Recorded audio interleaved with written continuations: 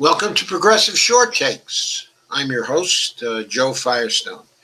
Hey, Joe Biden, you can't keep beating up the progressives and expect them to show up at the polls for you.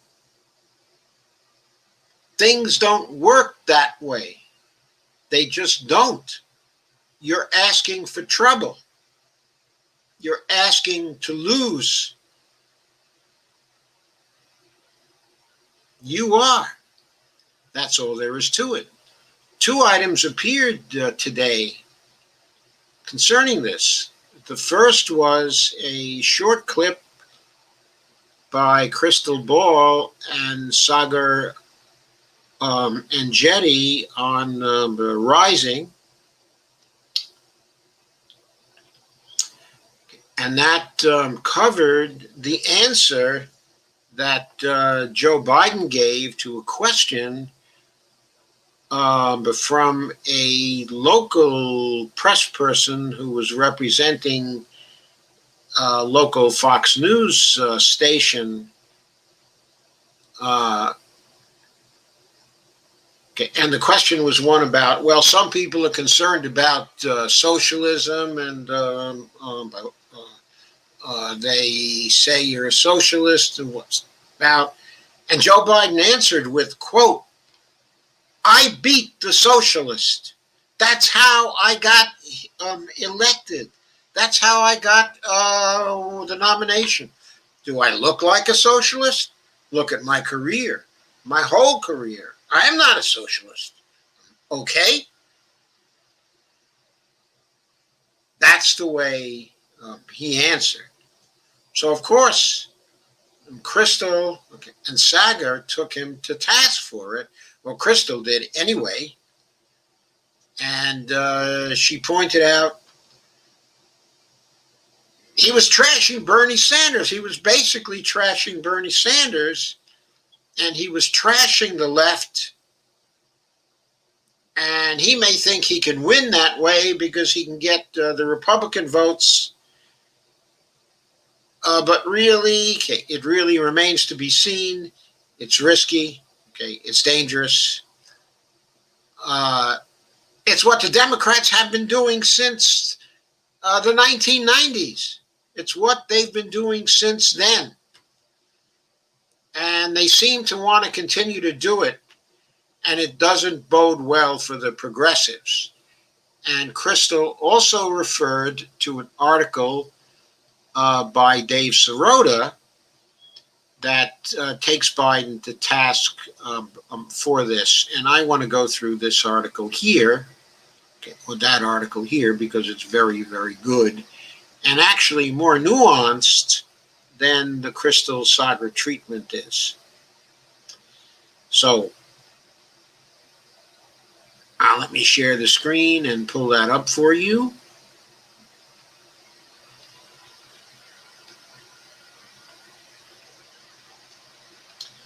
And the title of it is "Biden Should Stop Dunking on the Democratic Base." And it's by David Sirota. And I think it was dated a couple of days ago. I don't think it may have appeared just yesterday. Anyway, he says, polls show Joe Biden faces a troubling voter enthusiasm gap and has not succeeded in bringing over significant support from Republican voters. That means he's going to need to generate major Democratic voter enthusiasm. And it means he should stop triangulating against the base of his party and publicly dunking on the millions of Democratic voters who supported Senator Bernie Sanders in the party's last two presidential primaries. And now, I am not here saying, I want to depart from the article for a minute and make clear, I am not saying that all progressives are socialists. Far from it.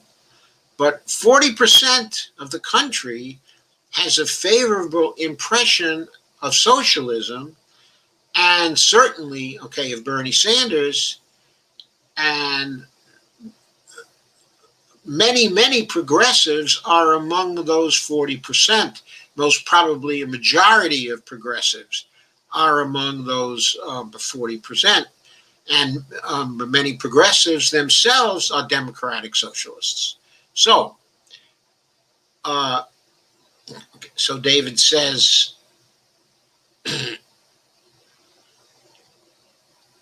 he points out, there are plenty of ways to answer the question asked by the interviewer from a local Fox affiliate in Wisconsin.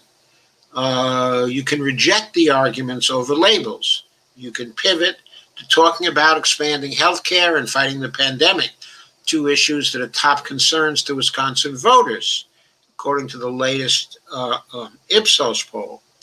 Instead, Biden used the opportunity to dunk on Bernie Sanders, the third most popular Democrat in America, who is ahead of Biden according to YouGov's national poll. Yeah, Bernie Sanders' approval rating on the Democratic side is 45%.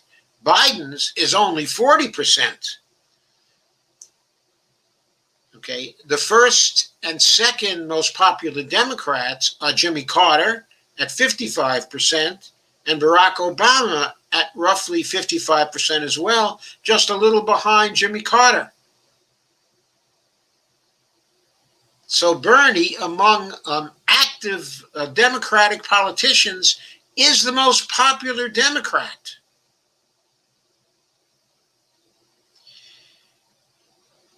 So Dave Sirota points out that what Biden had to say in that quote, ending with, I'm not a socialist, is certainly true.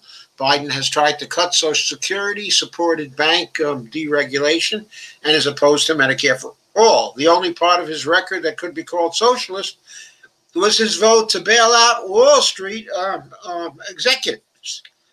But that was a form of corporate socialism, by the way, otherwise known as lemon socialism, that enriched the wealthiest and most powerful people in the country after they ruined the millions of American lives. So yeah, while Biden is no socialist, none of his record proving that is anything to brag about. More important, Biden's instinct to crap on progressives rather than energizing them is totally counterproductive to the effort to defeat Donald Trump. It not only helps Trump by validating his Red Scare framing of the election, it also tells progressives that Biden may not be the ally he is promising to be.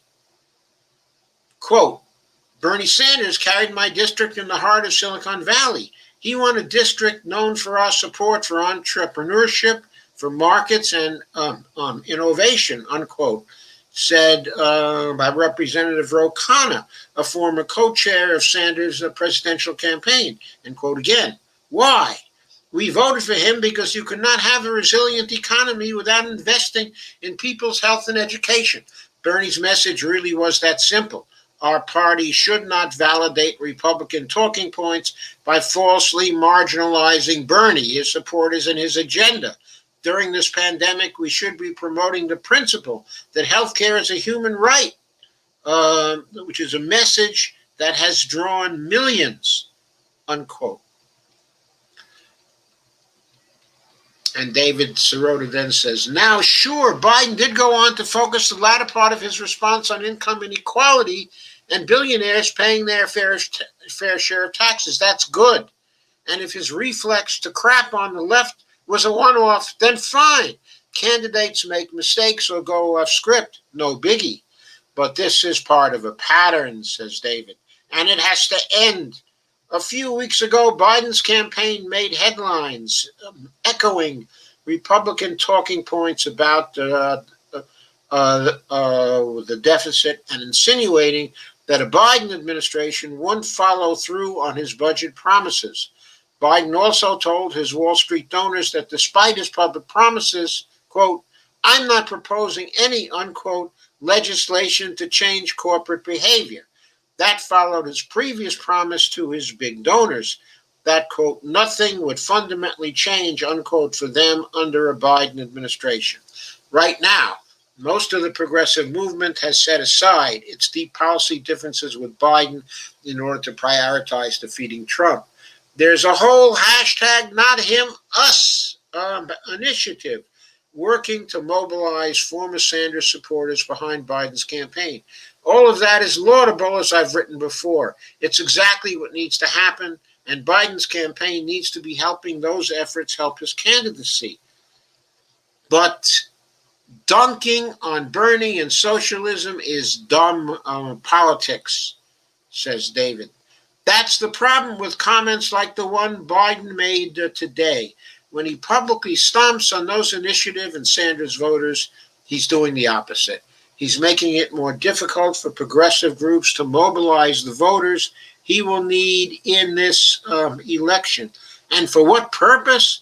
To try to attract a handful of affluent Republicans who are worried about socialism. The latest YouGov poll suggests that far more people are worried about losing their corporate-run healthcare coverage than they are about some academic debate about taxes and socialism. Indeed, 70% of voters said that healthcare is an important issue to them right now. Less than half say the same about taxes and government spending. A Marist poll, a separate one, found 34% of voters said coronavirus, climate change, and healthcare are their top issues, higher than the 21% of voters who said the economy is their top issue. Well, I'm not suggesting Biden go out and campaign explicitly on the socialism label. Let's remember that a Gallup poll shows 4 in 10 Americans actually say they support some form of socialism. It's not the deadly political kryptonite that some imagine it to be, or if I can add, what it might have been during the 1990s, which means there is no political imperative, says David, for a Democratic presidential candidate to proudly boast to voters about how much he hates it. And let's remember, the relatively small group of people who genuinely worried about socialism are not a large set of persuadable voters, nor typically they're hardcore Trump supporters.